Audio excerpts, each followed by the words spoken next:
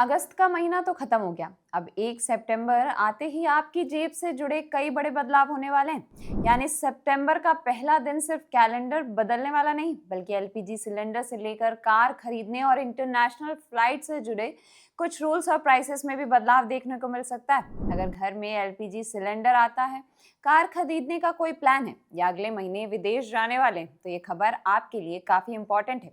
क्योंकि एक तरफ एलपीजी की नई कीमतें जारी होंगी, दूसरी तरफ टाटा और हुंडई की कारें महंगी हो सकती हैं। वहीं एयरपोर्ट पर इंटरनेशनल पैसेंजर्स के लिए एक नया बदलाव राहत देने वाला हो सकता है। तो आखिर 1 सितंबर से क्या क्या बदलने वाला और आपकी जेब पर इसका कितना असर पड़ेगा, आइए एक एक करके समझते हैं। नमस्कार, मैं अनामिका मिश्रा और आप देख रहे हैं वज्रवट्टू लॉजिकल। इन नियमों में पहला है, एलपीजी सिलेंडर की कीमत बदल सकती है। सबसे पहले बात उस चीज की सीधे जो हर घर की रसोई से जुड़ी हुई है, एलपीजी सिलेंडर। हर महीने पहली तारीख को ऑयल मार्केटिंग कंपनीज एलपीजी की कीमतों की समीक्षा करती, इसलिए 1 सितंबर को घरेलू और कमर्शियल एलपीजी के नए रेट्स जारी किए जाएंगे। अगस्त में 19 किलो वाले कमर्शियल सिलेंडर की कीमत में 202 की कटौती की गई थी, जबकि 14.2 किलो वाले घरेलू एलपीजी सिलेंडर की कीमत में कोई बदलाव नहीं हुआ था। अब सितंबर में घरेलू एलपीजी सस्ता होगा या महंगा, इसका पता 1 सितंबर को कंपनियों के नए रेट्स जारी होने के बाद पता चलेगा। इसलिए अगर आप सोच रहे हैं कि अभी से कोई फिक्स्ड प्राइस बता दिया जाए, तो ऐसा कहना सही नहीं होगा। एक्चुअल रेट सितंबर 1 को ही क्लियर होगा। लेकिन इतना जरूरी है कि एलपीजी की कीमत में कोई भी बदलाव सीधे हाउस होल्ड बजट पर असर डालता है। अब एलपीजी कंज्यूमर्स के लिए दूसरा इंपॉर्टेंट पॉइंट है ई केवाईसी।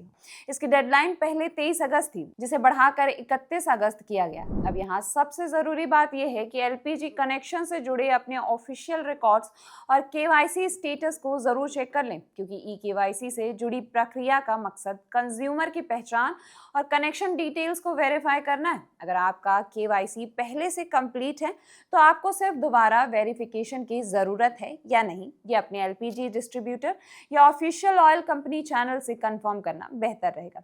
यानी 31 अगस्त की डेडलाइन को इग्नोर मत कीजिए, खासकर अगर आपके एलपीजी कनेक्शन का केवाईसी पेंडिंग है। अब तीसरे नंबर पर आता है एटीएफ और सीएनजी पीएनजी के रेट्स में बदलाव।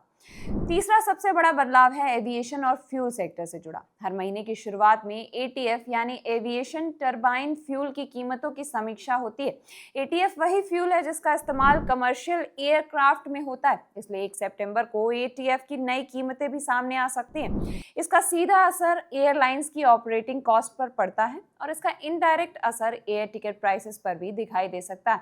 हालांकि इसका मतलब ये नहीं कि 1 सितंबर से हर फ्लाइट टिकट अचानक महंगी हो जाएगी। टिकट प्राइसेस कई फैक्टर्स पर डिपेंड करते हैं, जैसे demand, route, airline, pricing, taxes और फ्यूल कॉस्ट। इसी के साथ सीएनजी और पीएनजी की कीमतों में भी बदलाव देखने को मिल सकता है। तो सितंबर की शुरुआत में फ्यूल और एनर्जी प्राइसेस पर भी नजर रखना जरूरी होगा। चौथे नंबर पर है, टाटा और हुंडई की कार्स महंगी हो सकती हैं। अब बात करते हैं उन लोगों की जो नई कार खरीदने का प्लान बना रहे हैं। टाटा मोटर्स पैसेंजर्स व्हीकल ने 1 सितंबर 2026 से अपनी कार्स और एसयूवीज की कीमतों में 25,000 तक की बढ़ोतरी का ऐलान किया है। यह हाइक मॉडल और वेरिएंट के हिसाब से अलग अलग होगी। खास बात यह है कि ये प्राइस रिवीजन आईसीई यानी पेट्रोल डीजल व्हीकल्स के साथ ईवीज पर भी लागू होगा। कंपनी ने राइजिंग इनपुट कॉस्ट और इन्फ्लेशनरी प्रेशर्स को इसके पीछे की वजह बताया है। ईवी सेगमेंट में बैटरी कॉस्ट भी एक नया फैक्टर हो सकता है। तो अगर कोई टाटा कार खरीदने की प्लानिंग कर रहा है, तो उसे सितंबर प्राइस रिवीजन का ध्यान रखना चाहिए। लेकिन इसका मतलब ये नहीं कि टाटा की हर कार की कीमत सीधे 25,000 बढ़ जाएगी। 25,000 मैक्सिमम हाइक है। एक्चुअल इंक्रीज मॉडल और वेरिएंट के हिसाब से अलग होगी। इसके साथ ही हुंडई कार्स भी महंगी होंगी। हुंडई मोटर इंडिया ने भी सितंबर 2025 से अपनी पूरी पैसेंजर व्हीकल रेंज में 1% तक प्राइस हाइक का ऐलान किया। ये हाइक भी हर मॉडल पर एक जैसे नहीं होगा, यानी किसी कार की कीमत में कम इंक्रीज हो सकता है और किसी दूसरी कार में ज्यादा। कंपनी ने बढ़ती इनपुट और कमोडिटी कॉस्ट, ऑपरेशनल एक्सपेंसेस और जियोपॉलिटिकल और मैक्रो इकोनॉमिक अनसर्टेनिटी को प्राइस रिवीजन की वजह बताया।